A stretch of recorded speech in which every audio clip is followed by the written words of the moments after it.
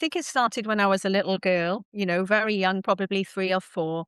And I had this fascination with helping wildlife. We lived on a small holding in Hertfordshire, and I was always wanting to help the animals. And whenever an animal got sick, as they do, or any wildlife, I would pray to Yeshua.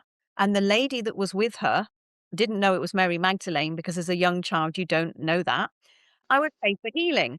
And I always wanted to be a healer. It was always my dream to be a healer. I always saw spirit. And I used to have dreams of, probably, I would say, golden Atlantis, of being in a healing temple, with sacred pools and, working with crystals or sound and being with priestesses. So I'm sure it was sort of like past life recognition, seeing the past life. So that was always my dream. But as a young child and teenager, I had no idea how to do it. So I literally went into what my father said I was good at, which was being a chef. And I he said, "She's got cold hands, she makes marvelous pastry, she should be a chef." So I didn't really get a choice in the matter, and I ended up being a chef in the forces, in the army.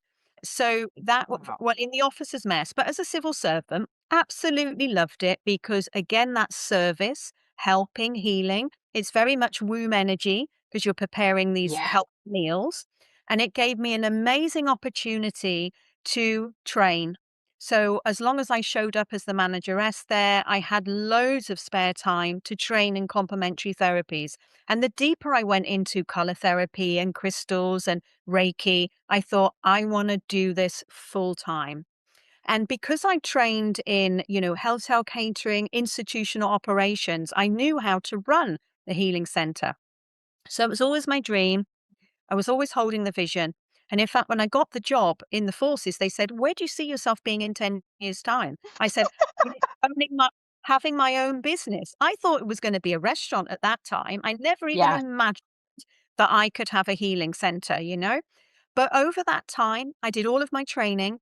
And in 2002, I was lucky enough to train with Diana Cooper and become a principal teacher at her school in Angels and Ascension and Atlantean healing and Lemurian healing, and also train with Doreen Virtue.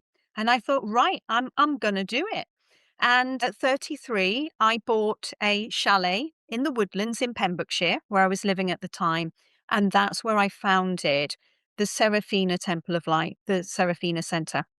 And people would travel from all over the world to just come and train with me. And it was a real dream fulfilled.